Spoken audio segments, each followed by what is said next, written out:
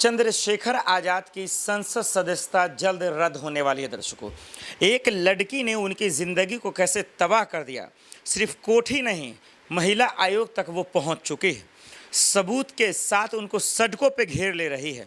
यानी कि यूं कहें, नगीना से सांसद चंद्रशेखर आज़ाद के लिए बुरे दिन शुरू हो गए हैं। एक तरफ वो कहते हैं मैं एडवोकेट हूँ, मैं वकील हूँ, सांसद तो वो हैं ही, भीम आर्मी के चीफ हैं, सेना है। इसके बावजूद वो इतना बुरी तरीके से कैसे फंस गए।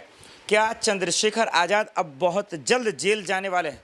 सलाखों के पीछे दिखेंगे। दर्शकों, जिस तरीके से रोहिणी, जिसकी पिछले खबरों में हमने चर्चा भी किया था, मैं बताऊंगा कि किस तरीके से रोहिणी ने उनको चारों तरफ से फंसा दिया। सबूत दे रही हैं, सबूत लेकर सड़कों पर उनको रोक दे रही हैं, घेर ले रही हैं, उनको खदेड़ दे रही हैं। पुलिस प्रशासन न हो तो उनका इलाज वहीं पे कर दिया जाए।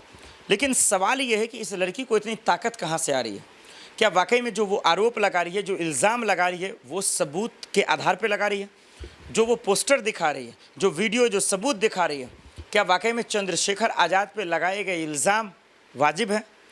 हालांकि चंद्रशेखर आज़ाद ने जवाब तो दिया था, बयान का जवाब तो दिया था, इस लड़की का जवाब भी दिया था, लेकिन जिस तरीके की खबरें आ रही हैं, जो बातें सामने निकल कर आ रही हैं, उनके अफेयर का, उनके चक्कर का, उन पर जो इल्ज़ाम लग रहे हैं, उसका वो फ़िलहाल किसी भी सूरत में ठीक नहीं है चंद्रशेखर आज़ाद के लिए।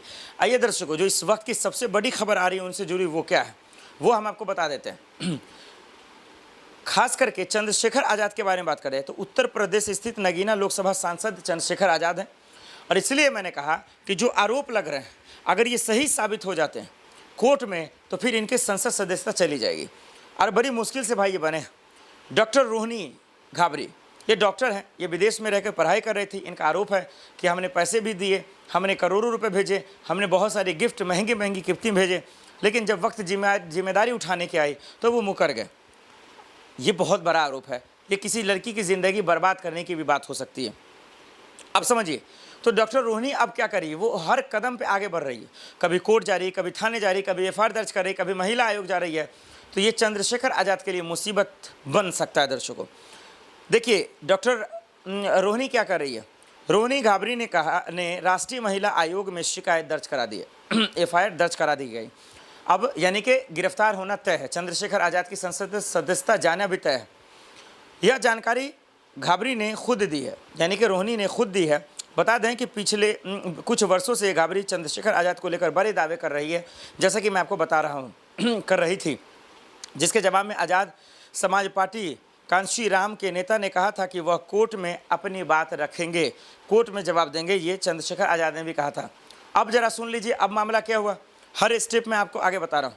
उधर महिला आयोग ने शिकायत करने के बाद सोशल मीडिया साइट एक्स पर घाबरी से इसकी जानकारी दी। आयोग से शिकायत के संदर्भ में मिली एक रसीद की फ़ोटो शेयर करते हुए रोहिणी ने लिखा कि आज से कानूनी लड़ाई की शुरुआत हो चुकी है।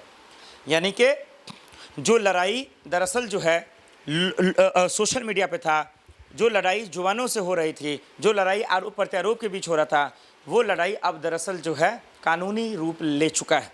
और इसीलिए मैं कह रहा हूँ, क्या चंद्रशेखर आज़ाद सलाखों के पीछे जाएंगे, क्या जेल जाएंगे, उसका आगे जिक्र करेंगे। लेकिन देखिए, सच सामने आकर रहेगा। मैं अपने स्वाभिमान, सेल्फ रिस्पेक्ट, सम्मान के लिए लड़ूंगी, पीछे नहीं हटूंगी, सत्य में जयते। ये रोहिणी का बयान है, ये रोहिणी कह रही हैं। आज़ाद के आरोपों पे क्या कहा था, जरा सा वो सुन लीजिए।